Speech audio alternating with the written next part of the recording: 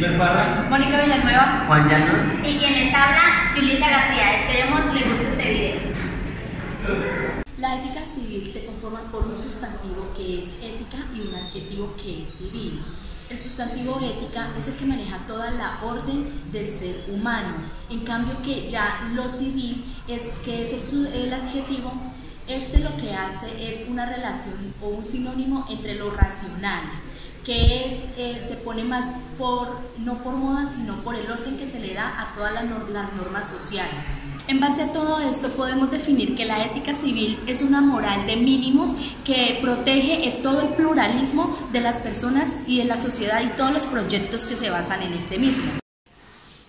Entre las funciones de la ética civil encontramos las funciones Estas globales. pueden ser expresadas del siguiente modo: mantener el aliento dentro de la sociedad y de la civilización, unir a los diferentes grupos a las distintas opciones creadas en un terreno de juego neutral y desacreditar éticamente a aquellos grupos y proyectos que no respetan el mínimo moral común. Apoyar y orientar la moralidad pública. La sociedad democrática, tanto en lo que tiene de la vida social como en el orden jurídico que la justifica y la normativa, no puede desentenderse de la ética. La insistencia entre la ética profesional y la ética cívica. Aunque la ética civil no se identifica con el civismo ni se reduce al terreno de la moralidad social o profesional, sin embargo, tiene una marcada orientación hacia los campos de la concentración moral, profesional y cívica. La educación moral civil Tiene la convicción de que la educación moral es una de las necesidades primarias de la sociedad.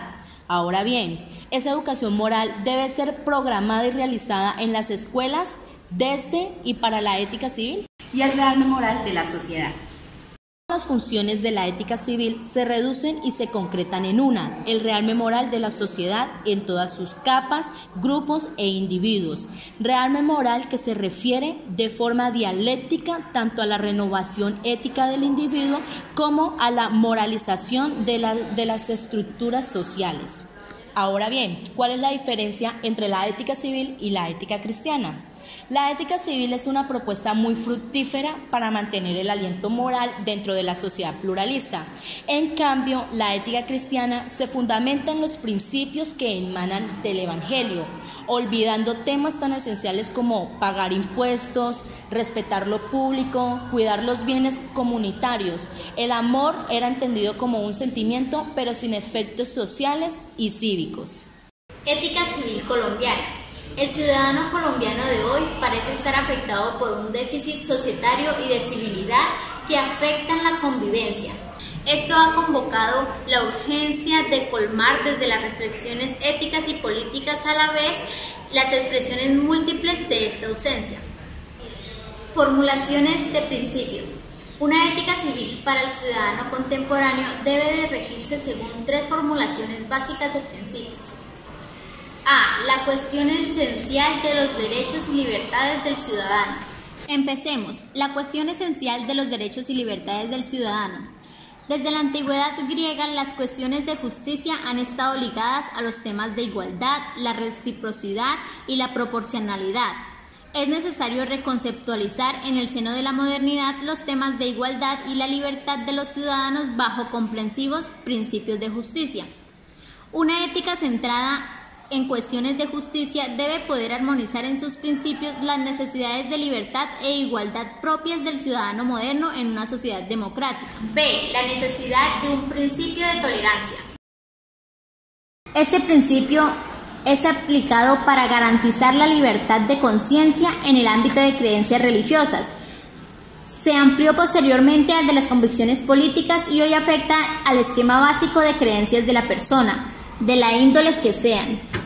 El uso público de mi razón como individuo racional me exige colocar mis convicciones como eje de mi acción pública y la consiguiente reivindicación de un espacio público de discusión para su defensa.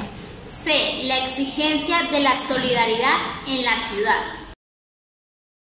Ser solidario es ejercer la piedad con los otros. Solo una profunda empatía o identificación con el otro fundamenta la solidaridad.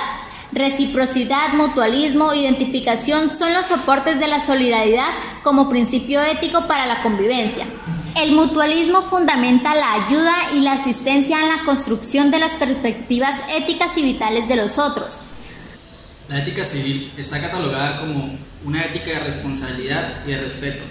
La responsabilidad es un deber del ser ético, como fuente de acciones con consecuencias. El deber y el respeto son catalogados como deberes esenciales del ser.